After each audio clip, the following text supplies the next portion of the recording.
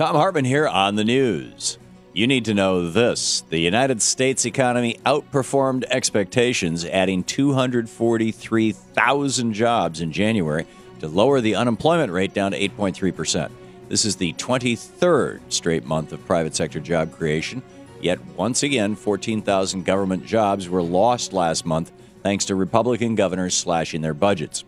At 8.3%, the unemployment rate is at its lowest since February of 2009, the first full month of the Obama presidency.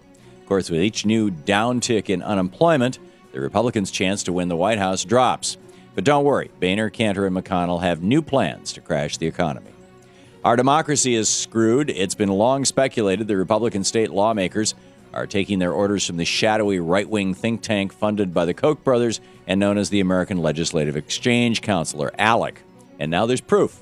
It was discovered in Florida when Republican State Representative Rachel Bergen introduced legislation into the State House back in November that, still included ALEC's mission statement at the top of the bill reading, "Whereas it is the mission of the American Legislative Exchange Council to advance Jeffersonian principles," etc. ALEC gathers lawmakers and corporate interests together to draft model legislation, which is then sent to state legislatures to be passed. But usually the lawmakers remember to strip out the ALEC branding from it. Everything from stricter drug laws that help the private prison industry, to anti-EPA laws that help the big oil industry, to voter ID laws that help the Republican Party are being produced by ALEC. It's becoming increasingly clear what's going on. We elect representatives. They represent corporations. That's how ALEC is helping turn our democracy into a corporatocracy. In the best of the rest of the news, on Thursday, in a 96-3 vote, the Senate passed legislation that prohibits members of Congress from trading stock based on insider information they might learn in committee hearings and other congressional work. The Stock Act gives authority to the SEC and the Commodity Futures Trading Commission to investigate members of Congress for stock deals based on information that's not public. House Minority Leader Eric Cantor promised the House would take up similar legislation next week. Of course, once this law is passed, members of Congress can't act like banksters themselves, though they can still be bought and paid for by banksters. But even at that, there's a lot of resistance to this bill in the Republican-controlled House.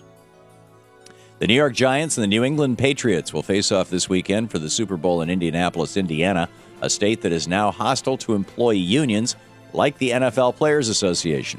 In recent days, thousands of unionized Indiana workers have been marching in protest against Republican Governor Mitch Daniels' signing of a right-to-work-for-less law and plan to make their voices heard during Super Bowl festivities over the weekend.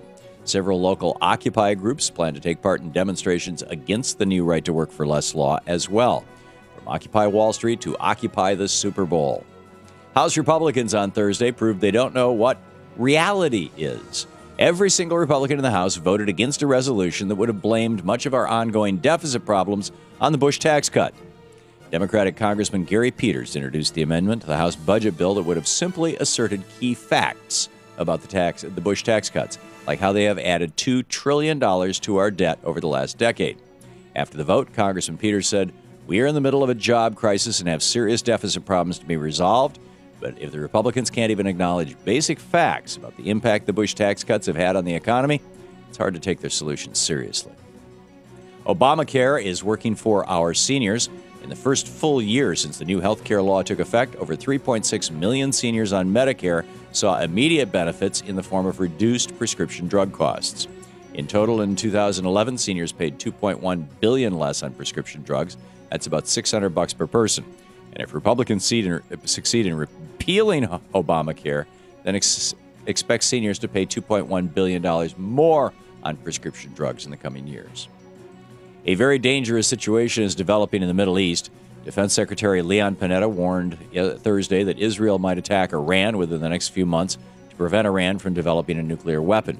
Israeli officials argue the window of opportunity on an attack is closing as Iran gets closer and closer to being able to store enough nuclear material underground to build a bomb and avoid Israeli airstrikes. U.S. officials are urging restraint, at least publicly, asking for the Israelis to give the new wave of sanctions against Iran time to kick in. Keep an eye on this. The Justice Department is cracking down on secret Swiss bank accounts. This week, federal prosecutors in New York indicted the oldest private bank in Switzerland, Begelin, on charges that it allowed super-rich Americans to stash at least $1.2 billion away in offshore bank accounts to avoid paying U.S. taxes. Currently, 10 other Swiss banks are under investigation as well. Over $100 billion a year is lost in revenue from tax cheats who use offshore bank accounts in Switzerland or the Cayman Islands. Just ask Mitt Romney how it's done. And finally, a new home for libertarians. NASA says it has found a fourth potentially habitable planet outside our solar system. The planet, which bears the real catchy name GJ667cc, is about 4.5 times the size of the Earth and takes about 28 days to orbit the Sun, meaning its year lasts about 1 month on Earth. That could have come in handy during the Bush administration. The planet sits in that cozy region where the temperatures could support water. Unfortunately, getting there might be a problem. It's 22 light years away, so I say let's get going. Take a spaceship, load it up with libertarians, put on a mobile Fox so-called news team, and point toward the planet and launch. And that's the way it is today, Friday, February 3rd, 2012. I'm Thom Hartmann on the news.